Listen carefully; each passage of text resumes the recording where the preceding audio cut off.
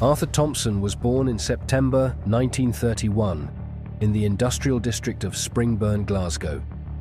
It was an era when the city's streets were filled with the smell of smoke and the echoes of hard labor. Glasgow was a city of industry, where the working class struggled to make ends meet, and crime was a tempting path for those who wanted to escape poverty. Arthur, born into these conditions, quickly learned that the world wasn't kind to those who stood idle. His family was poor, his environment harsh, but from these circumstances, Arthur emerged with one singular ambition: to rise above it all. Arthur didn't waste any time. As a young man, he saw opportunity in the shadows. Money was the key, and it didn't matter how it was earned. His first step into the underworld was as a moneylender, a business that often turned violent. If a person failed to pay their debts, Arthur's punishments were legendary. His reputation for cruelty spread across the city as he was said to crucify debtors, nailing them to floors or doors, as a warning to anyone who might think of crossing him. It was this brutal enforcement of his contracts that built his fearsome name. But the moneylending was just the beginning. Soon, Arthur moved on to more profitable ventures, protection rackets. The business model was simple: pay Arthur for protection, or suffer the consequences. With each new racket, Arthur's power grew. He expanded into bank robberies, heists, and other criminal enterprises, all while carefully keeping a balance between his legitimate dealings and his underground activities. But it was through these violent and daring ventures that Arthur's power and wealth expanded exponentially. As his influence spread, Arthur became untouchable, surrounded by loyal men who would do anything for him. They respected him not just for his violence, but for his cold, calculating intelligence. Arthur was a man who understood power, how to gain it, and most importantly, how to keep it. He had built an empire, and it was only getting stronger.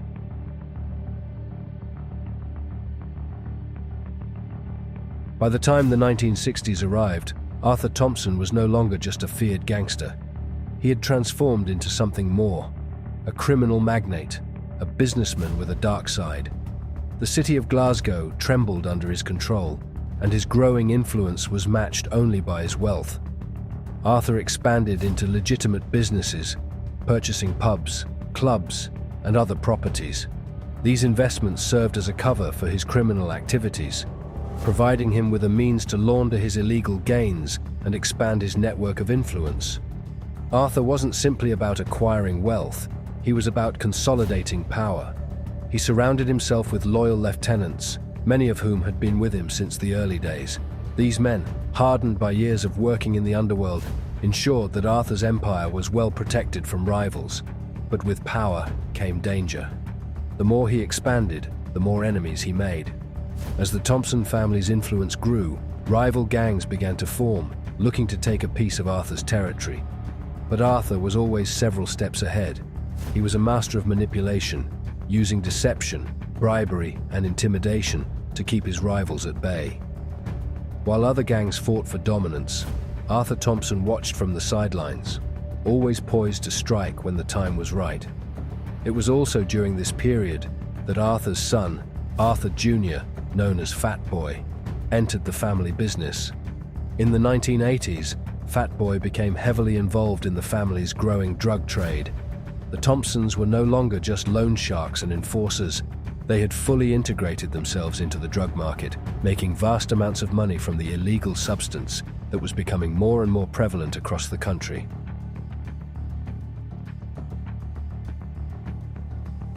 One of the defining moments of Arthur's career, and perhaps the one that solidified his place as one of the most feared men in Scotland, was the bombing of 1966. A car bomb was planted under Arthur's vehicle, and in a twist of fate, Arthur survived the blast. His mother-in-law, sitting in the passenger seat, was killed instantly. The assassination attempt on his life only fueled Arthur's resolve for revenge. Arthur immediately suspected two men, Patrick Welsh and James Goldie, both members of the rival Black Hill gang.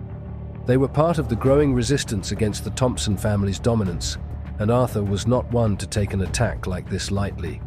He knew that he had to retaliate, and he did so with chilling efficiency. Arthur tracked down Welsh and Goldie, hunting them down like prey. Driving his own car directly at their van, he forced it off the road. The van hit a lamppost, and both men were killed instantly. Despite the overwhelming evidence, Arthur was never prosecuted. The police could find no witnesses willing to testify against him. In a city where fear ran rampant, no one was brave enough to stand against Arthur Thompson. His reputation for ruthlessness had worked in his favor, and the authorities were powerless to challenge him. His enemies learned a hard lesson that day. Crossing Arthur Thompson meant certain death.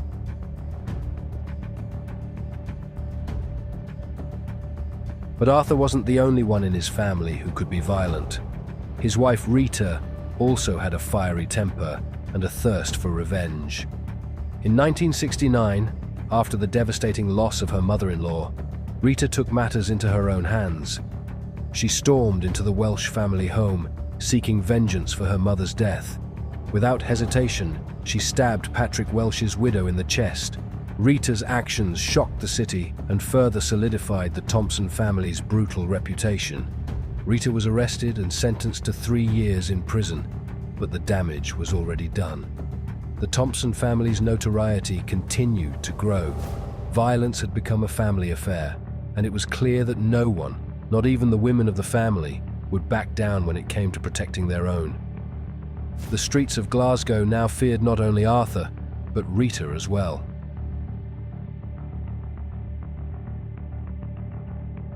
Arthur Thompson had made so many enemies that attempts on his life became commonplace.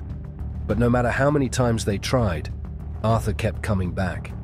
In 1985, Arthur was shot in the groin outside his home, the Ponderosa. The attack was brutal, but it didn't kill him. Arthur survived, wounded but alive, and his enemies learned that they hadn't broken him. Then, in 1988, another attempt was made. Arthur was run over by a car and shot at once more, this time suffering a broken leg. Again, he survived. Arthur Thompson had become a symbol of resilience. No matter how many times someone tried to kill him, he remained untouchable. In the criminal underworld, this made him an even more feared figure. Arthur's ability to survive and rise from each attack made him more dangerous.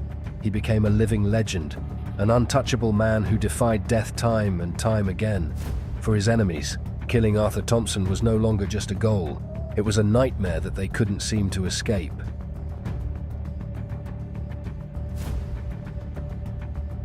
But no one could protect Arthur from the pain of losing his own flesh and blood.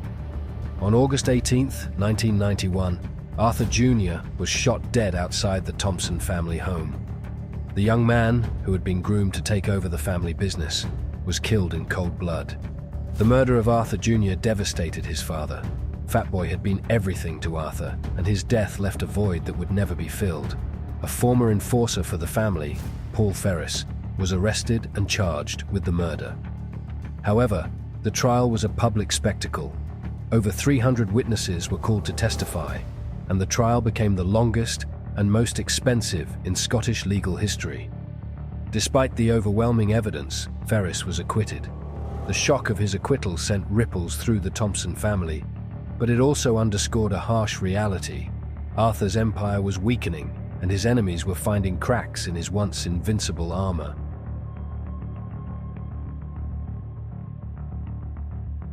Even after Ferris's acquittal, the violence didn't stop. On the day of Fatboy's funeral, the bodies of 2 of Ferris's friends were discovered, brutally murdered and dumped along the funeral procession route. The bodies of Robert Glover and Joe Hanlon had been left for all to see, a stark message to anyone who thought they could take down the Thompsons. The funeral was a reminder of the Thompson family's legacy, a legacy steeped in bloodshed, revenge, and violence. Yet, the city could feel the winds of change.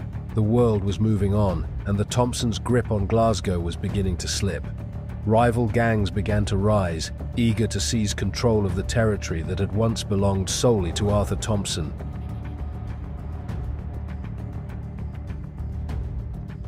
On March 13, 1993, Arthur Thompson's life came to an end. He died from a heart attack at the age of 61, after years of living a life that had taken its toll. Arthur Thompson had survived countless assassination attempts, battles, and betrayals, but in the end, it was his heart that gave out. Arthur was buried in Ridley Park Cemetery alongside his son, Arthur Jr., and his mother-in-law. The funeral was attended by many of the city's most notorious criminals, all of whom came to pay their respects to the man who had shaped the city's underworld for decades. But even in death, Arthur's legacy lived on.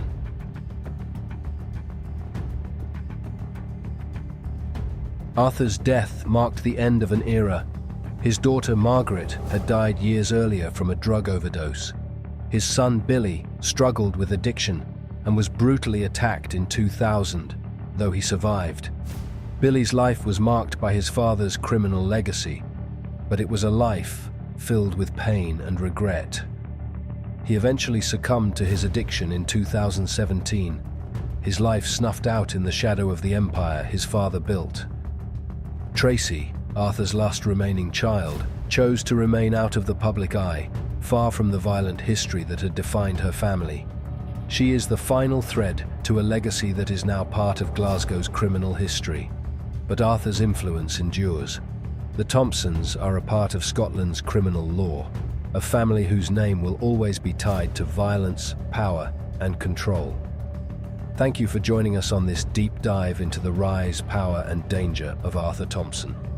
To stay informed about the ongoing fight against organized crime and the changing tactics of both criminals and law enforcement, make sure to like, subscribe, and hit the notification bell. Stay safe out there, and we'll see you on the next video.